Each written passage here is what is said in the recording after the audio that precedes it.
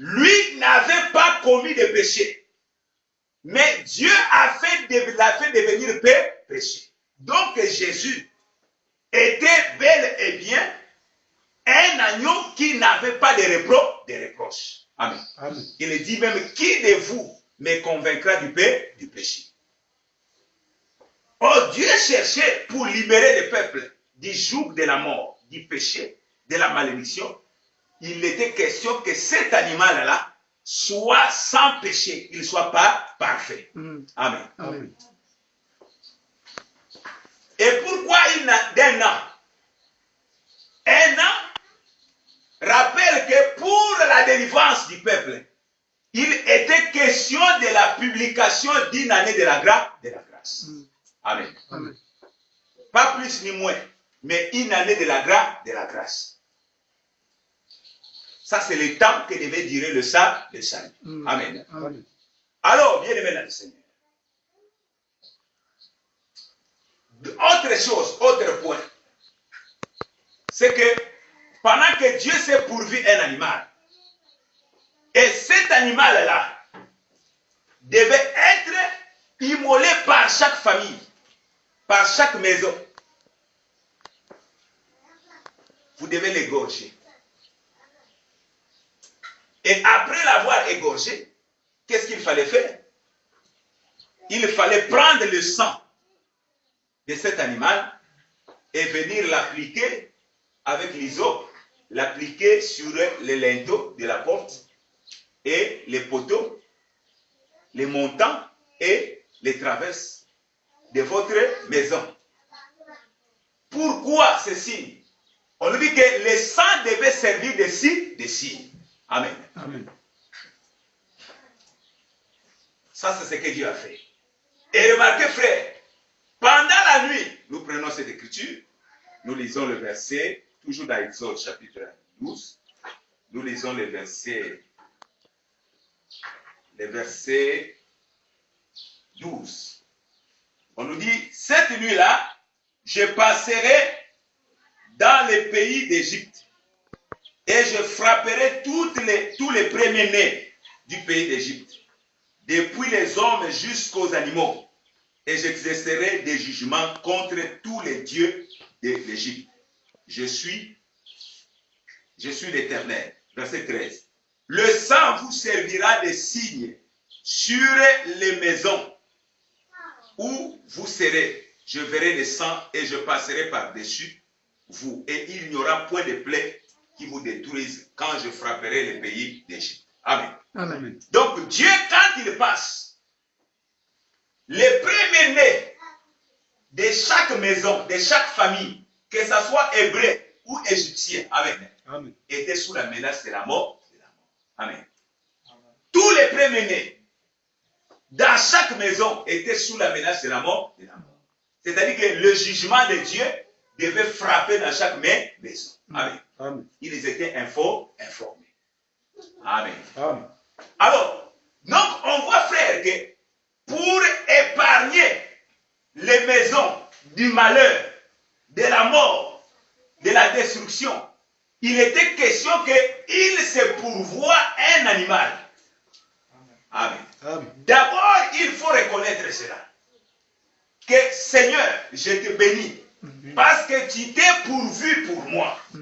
Comme il est écrit, frère, quand Abraham devait sacrifier Isaac, quand il est arrivé sur la montagne de Moria, alors qu'il devait passer maintenant à l'acte, Dieu a dit, ne mets pas la main sur l'enfant. Regarde dans les buissons, je me suis pourvu un bélier. Amen. Amen. C'est pourquoi il est écrit qu'à la montagne de l'Éternel, il sera pourvu.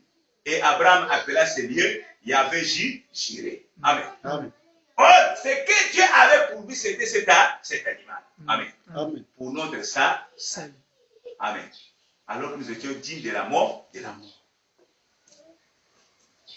On ne se moque pas de Dieu. Tout ce qu'un homme aura semé, il va le moissonner. Et on dit que le salaire du péché, c'est la mort. Amen. Amen. Dieu devait châtier. Mais Dieu nous a épargnés. Parce qu'un animal, c'était pourvu. Amen. Amen. Et cet animal-là, c'est Christ. Parce qu'on nous dit, dans 1 Corinthiens chapitre 5, je crois verset 8, on nous dit que Christ, c'est notre agneau qui a été immolé. Amen. Amen. Alors, bien aimé le Seigneur, ça c'est le côté de Dieu. Dieu s'est pourvu pour que toi et moi, nous ayons la paix. Pour que nous soyons réconciliés aujourd'hui avec Dieu. Pour que nous puissions avoir la rédemption. Pour que nous soyons affranchis aujourd'hui. Dieu a pourvu un animal. Et Jean-Baptiste dit, voici l'agneau de Dieu qui porte les péchés. Amen. Amen. Donc ça, bien aimé, tu dois être reconnaissant devant Dieu. Pour le bénir, Seigneur, merci pour Jésus-Christ, parce que tu m'as donné Jésus-Christ. Le meilleur don que tu m'as donné, c'est Jésus. Amen. Amen. Amen. Ça, c'est le côté de Dieu. C'est facile à comprendre. Amen. Amen. Alors, mais nous passons maintenant du côté du racheté. Dieu nous a rachetés, puisqu'on a vu Israël sortir. Amen. Amen. Israël est sorti de la domination de l'Égypte. Et de Pharaon. Ils ont eu la délivrance à cause de cet animal. Ou grâce à cet animal. Maintenant, toi les racheté. Toi qui es racheté, qui es délivré. Par rapport à la Pâque, qu'est-ce que cela a comme signification pour ta propre vie? Amen. Amen. Amen. Quel bénéfice toi tu tires de la Pâque? Amen. Amen. Alors, nous allons voir ceci. Au verset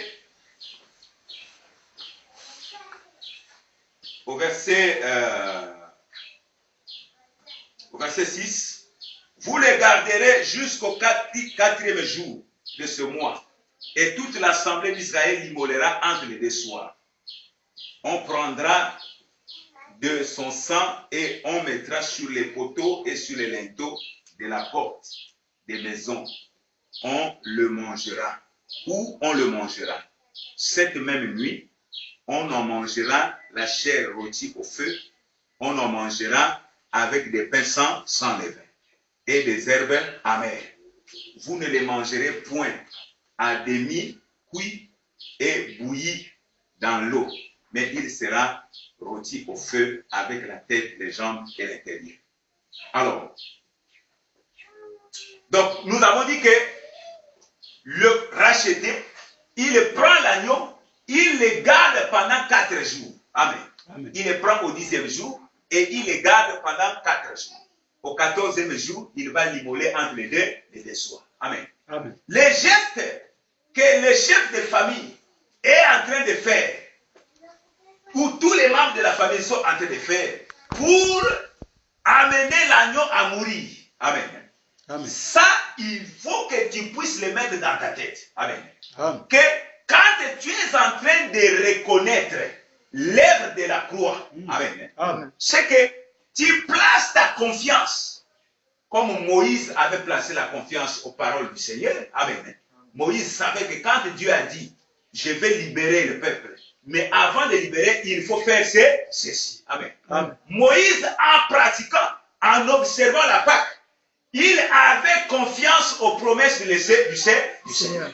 Amen. Amen. Tout comme nous aussi, si nous disons que ce que Dieu a dit à Moïse, c'est une certitude, c'est une exactitude. Amen. Amen. C'est la vérité.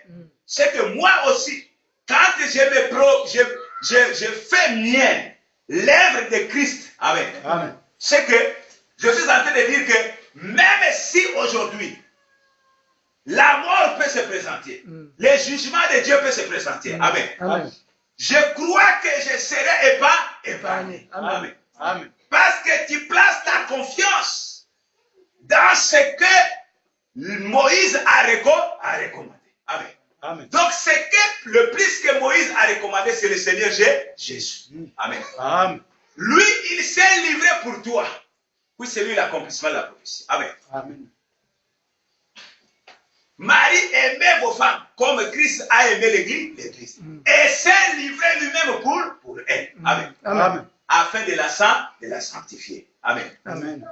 C'est pourquoi, frère, il est écrit que ceux qui sont en Christ sont devenus une nouvelle créature. Amen. Amen. Donc pour nous frères, ce qui compte, ce n'est pas notre vie passée. Non. Amen. Amen. Tout ce que nous avons commis comme crime, cela importe peu devant le Seigneur.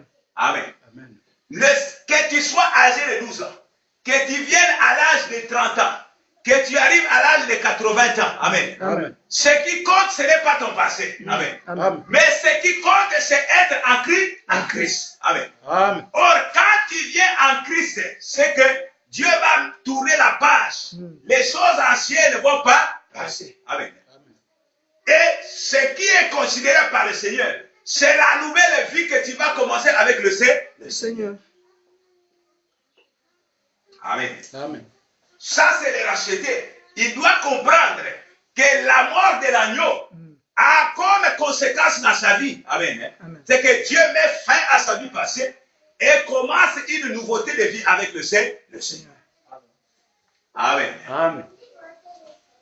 Et à ce moment, frère, tu as l'assurance du salut. Pourquoi? Parce que le sang qui est placé sur les linteaux, le sang qui est placé sur les poteaux de la porte, amen. Amen. Ça devient le signe qui te donne l'assurance, amen. Amen. Que vraiment la paix est consacrée. Que le Seigneur t'a consacré dans la paix, amen. Parce que par sa mort, bien aimé, nous qui étions éloignés, il nous a rapprochés. Il nous a réconciliés, frère. Il a brisé le mur de séparation. Amen. Amen. Amen. Par son sang. C'est pourquoi, comment est-ce que moi je peux être assuré, frère? Parce que c'est lui qui estime la valeur du sang. Ce n'est pas l'homme qui tue l'agneau. Amen. Amen.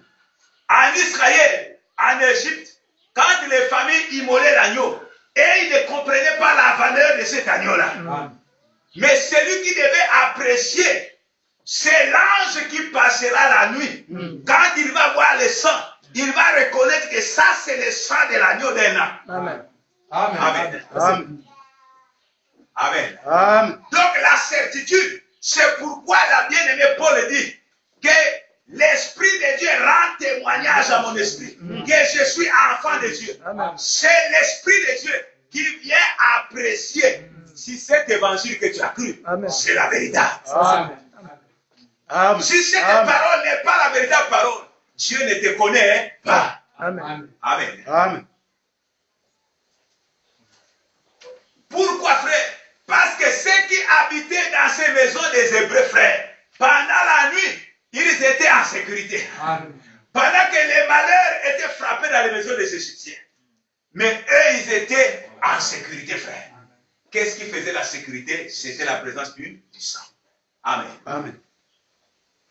Et Dieu aussi a vu la valeur du sang de Christ. C'est pourquoi il a agréé cette offrande-là. Amen. Amen. S'il n'y avait pas le sang, s'il n'y avait pas la vie de Christ, bien aimé, vie sans défaut, vie sans péché, Dieu n'aurait pas agréé. Amen. Amen. Amen. Parce qu'il a dit que je n'ai voulu et je n'ai agréé ni offrande ni sacrifice. C'est qu'on offre selon la loi. Amen. Amen.